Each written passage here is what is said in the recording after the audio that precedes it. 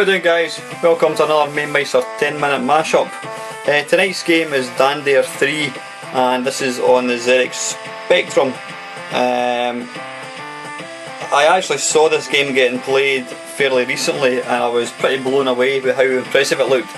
I actually found it very hard to believe it's a Spectrum game. You can see there it was published by Virgin Mastertronic.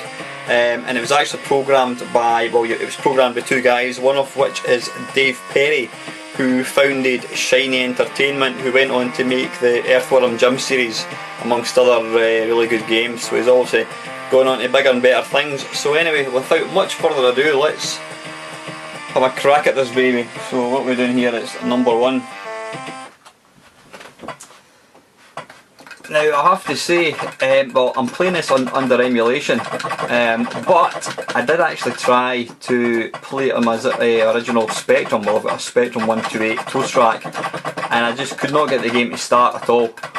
Don't know what I was doing wrong. Couldn't get it to start at all. So I'm playing this under emulation, but believe you me, it looks and sounds just exactly the same anyway. So yeah. This is the third game, obviously. I remember playing the first game on the Commodore 64. Now the graphics, I mean, look at the colour. For a Spectrum game, that is just awesome, absolutely awesome. I mean, I'd love to know how many colours there are on screen. What do we do here? There we go. Oh, pulled down. What on earth's that doing? Apart from making a strange noise. Take that. That is very impressive. I mean, even the explosions, the bullets themselves got 2 colours.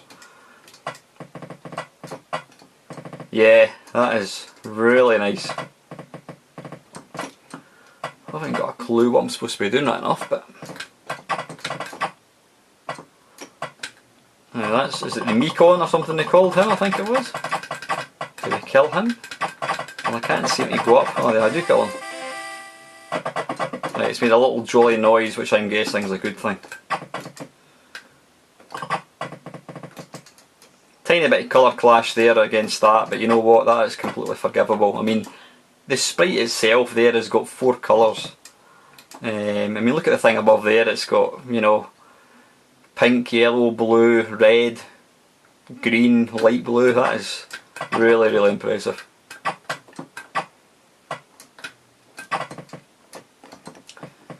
I can't seem to go any further up.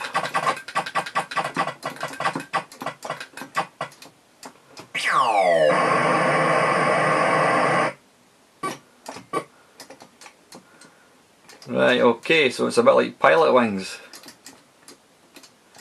And you try and warp.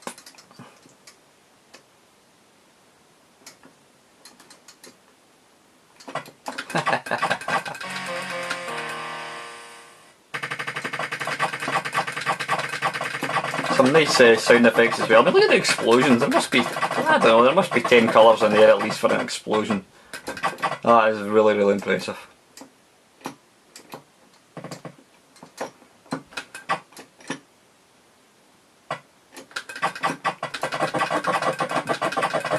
It just shows you what you could actually do with hardware when you've got the knowledge. You know, you compare a game like this to one of the early games. It's hard to imagine it's the same game. What do we need to do here?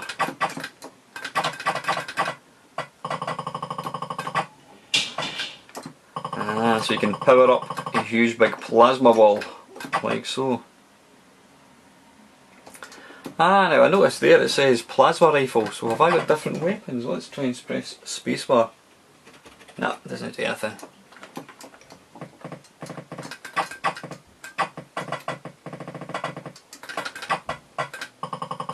I'm not too sure of what I'm supposed to be doing here.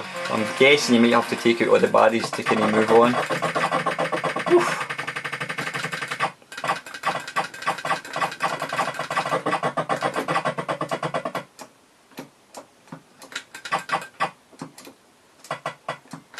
But yeah, did I say this game was impressive?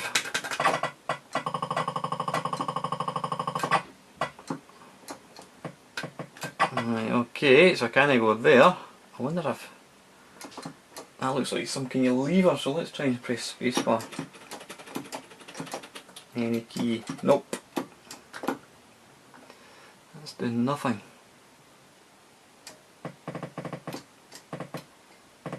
Yeah, even the scrolling's nice and smooth. And it's quick, it's very responsive as well. That looks like it could be destroyed. No. Obviously not.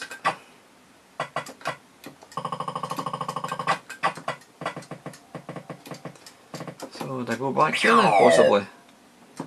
That's done nothing, has it?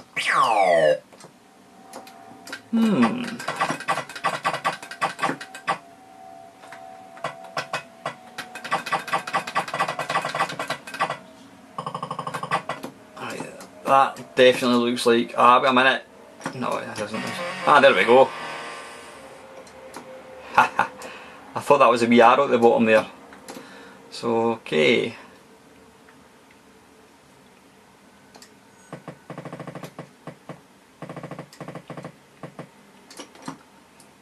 But yeah, like I've said, it just goes to prove just how, you know, when the Spectrum first came out, there's no way that people would have thought this game was possible, you know, on that hardware, and there you go. It just shows you what an impressive bit of hardware the Spectrum was, you know, when it came out. I mean, I've always been the first to admit, I mean, I was a Commodore 64 person, and I always thought that the Spectrum was pretty rubbish, but I've been being lucky enough to own a Spectrum for quite a few years. I began to realise just how sort of fantastic games it actually had for it. I mean, don't get me wrong, the Commodore 64. Oh, you cheeky monkey. Right, okay. I mean, look at that. If you look at that Mekon's head, I don't know if you can see it in the video. There's actually a yellow, then it's like using a kind of blend to make a kind of darker yellow, and then the same with his head at the bottom. There's a kind of darker green and then a lighter green. So they're obviously using some really clever kind of tricks. But yeah, what was I saying? Yeah, the Commodore 64 had games that, you know, the Spectrum just couldn't touch. But I'm realising now that the Spectrum had a lot of good games. In many respects, some of the arcade conversions and that kind of stuff were actually better on the Spectrum.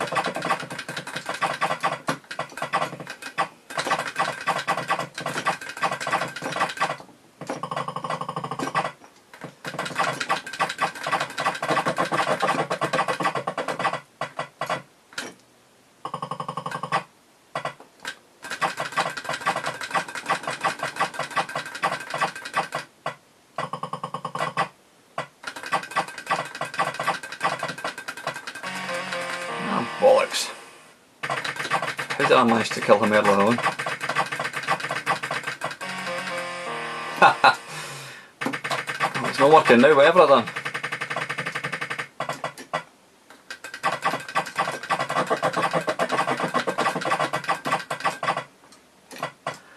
If I go that way, I'm going to end up on top of that thing and die an instant death.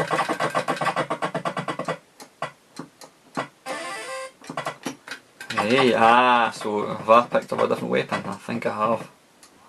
Now I can go and kill this bad boy.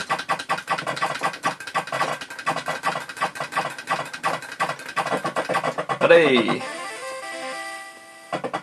So it's now showing me the wee ward thing. Oh, very good.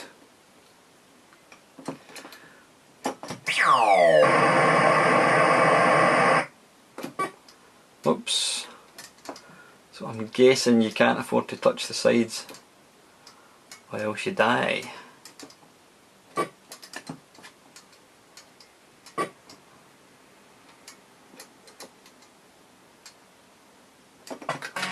Ah, bugger.